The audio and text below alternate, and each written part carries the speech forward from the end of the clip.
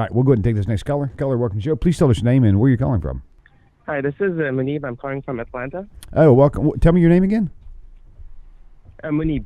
Oh, very good. Welcome to the show.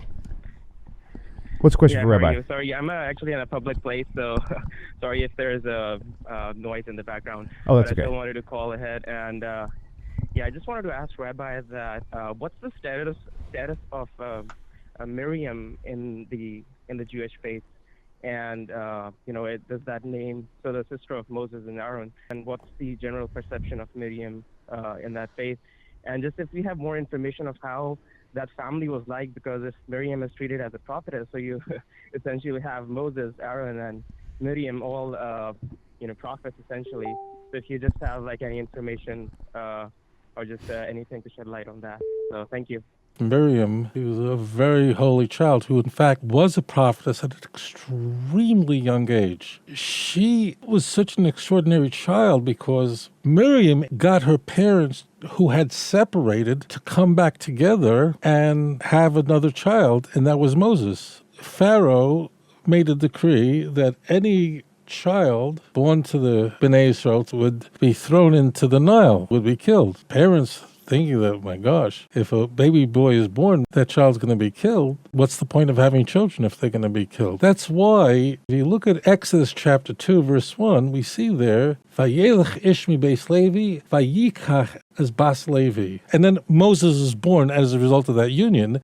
If that's them getting married and being together for the first time, none of this makes sense, because as it turns out, Moses was younger than his brother and younger than his sister. So when were they born? So what happened was that Miriam was already born when they were together. Miriam envisioned, when she saw her parents apart, that in fact there would be a great man who would come out of this, who would be a redeemer for the Jewish people. She then confronts her parents. This is not in the Tanakh. This is brought down in Chazal, in the words of our sages. She then goes back to her parents and says, what are you doing? Now you're killing out the female children as well, because now nothing is going to come out of you. She is the one behind getting the parents to come back together. And therefore, she plays this very unique role. Once the parents came back together, she is the one that then hides Moses and takes him and brings him to the river in a basket, and she stands back and she watches. And you would think that when this little girl is saving her brother, that she caused to be conceived. You can see this very clearly. Exodus 2, verse 1, we have a man from the house of Levi taking a woman from the house of Levi. This is Moses' parents, but we know that Miriam's older. So when was Miriam born? So what I'm sharing with you is very, very simple. So Miriam knows b'nevuah, which means with prophecy, that in fact that there's a child to be born who's set to be a redeemer for the children of Israel. And she has to save the day. She's very young.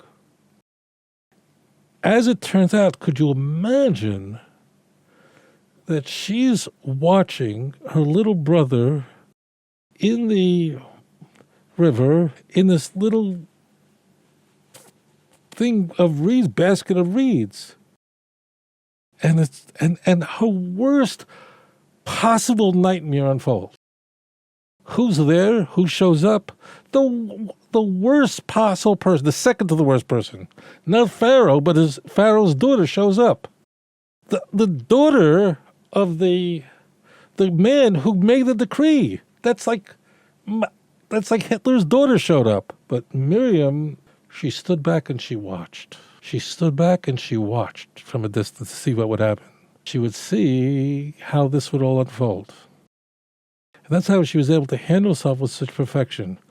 I mean, the worst nightmare unfolds, but she stood and watched.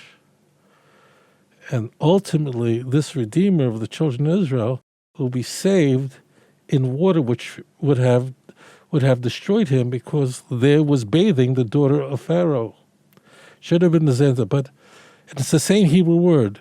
She stood back and just watched. So she was a very, very holy child. And therefore, the miracles associated with water are attributed to Miriam later on in Jewish history. at the Exodus. If you look, my dear brothers and sisters, at the Holy Torah, do you want to fall in love? Are you interested? So it's really quite beautiful. So the Torah says that when the children of Israel, now we're years later, and Moshe Rabbeinu is leading the children of Israel out of Egypt. It's the 7th day since the Exodus. They come to the Sea of Reeds.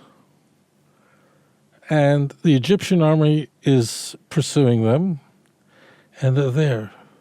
Imagine a tired nation, a nation that's exhausted, fleeing Egypt in a wilderness. They have an army set to destroy them. And they have a sea in front of them. There's nowhere to go. Nowhere to go. Imagine Miriam there by the water. What was she thinking? Putting Moses inside of a basket in the very place where they were throwing boys. And now the water is going to be their ultimate destruction. And Moshe Rabbeinu Olav Shalom turns to the nation and says, stand back and watch. It's the same word. Watch what Hashem is going to do. It's the same language that we find in the beginning of Exodus. Because Miriam, it's very beautiful. Miriam saved Moshe when he was a baby. So that is all prophetic. That's why the language, just watch this miracle Hashem is going to do. That's the reason why when the Bnei Yisrael pass through the Sea of Reeds safely and the Egyptian army is destroyed, and Hashem made a miracle that all the dead bodies of the Egyptians were washed up on the shore where the Bnei Yisrael were so they could see the army was destroyed. This is a dilapidated nation. But when they saw that, it gave them tremendous relief. And immediately then, Miriam took the women and they went off to the side and she made her own shira for Hashem. What is the point of that? Because she's the one. She saved Moshe through her prophecy, her vision, and she stood by it. Now she's going to say her own shira, her own song. That's going to be Miriam. And not only that, Miriam is going to be connected to the bear Miriam, the well of Miriam. And that's the rock from which water sprang forth. And this water source in the middle of the desert traveled with the children of Israel. So Miriam is connected to water that is ultimately the miracle that saves the children of Israel throughout the history. So what I'd like to show you, what I hope to introduce to you is something really beautiful, how all of the Torah fits beautiful together. It's all just beautiful music. It's all just so delicious. If you see something unusual, there's actually a reason why it's there. What happened? When was Miriam born? What is going on here? And the answer is that she's connected to water. She wasn't afraid. So Miriam is Miriam is Miriam is Miriam, and she's the one who trusted and put him in the water. And ultimately, therefore, when that miracle occurred, she then goes and says Shira songs with the women that were there, and the water that would travel with the children of Israel miraculously through the wilderness would be named after as well. So she is very much a prophetess. Thank you so much for that very, very important question. אדון עולם אשר מלך בטרם כל יציר נברא ועת נעשה בחפצו כל אזי מלך שמו נקרא ואחרי ככלות הכל לבדו ימלוך נורא והוא היה